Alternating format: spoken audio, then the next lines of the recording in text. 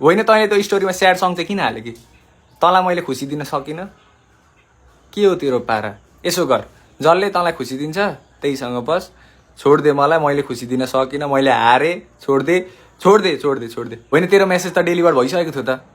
ए पढ्दाखेरि त net on गरेर पढ्छेस्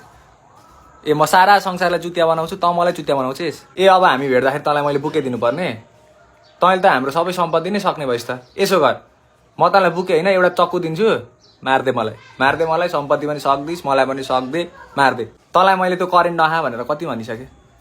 त्यसले राम्रो गर्दैन झन् तेरै लागि राम्रो भन्दैछु यसो गर त्यो करेन्ट नै मलाई लगाइदिएर मार्दे मलाई मार्दे होइन तैँले मेरो फोन 2 रिङटोनमा उठाउन थालिस् के अरे स्प्लिट्स भिला हेर्दैथिस् यसो गर त्यहीँको एउटा केटासँग बिहे गर म त को हो र म त तँसँग यसो टाइम पास तेरो टाइम पास होइन म हेरे चिट गर्दैछस् भने भनिहाल है मलाई हेरे त सुध्री है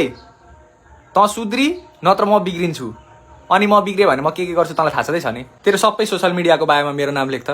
तेरो चुमचुमा चाहिँ अलिक बढिरहेको छ होइन त्यो तेरो छिमेकी केटा त अनि कता घर सर्दैछ अरे त तिमीहरू दुईजनाको चक्कर त चलेको थिएन यति नजिकै तिमीहरूको बिहे गरिदिँदैनन् अनि त्यसलाई तैँले टाढा सारिसकेपछि तिमीहरूको बिहे हुन्छ भनेर तेरै त प्लान होइन त्यो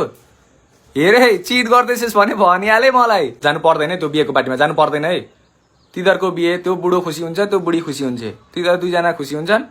तँ चाहिँ के आधारमा खुसी भएर जान्छस् त्यहाँ जानु पर्दैन त्यहाँ गइस् भने मलाई बिर्सी आफै खुसी हो आफै मस्त बस घरबाट एक पाइला पनि निस्केको थाहा पायो भने नि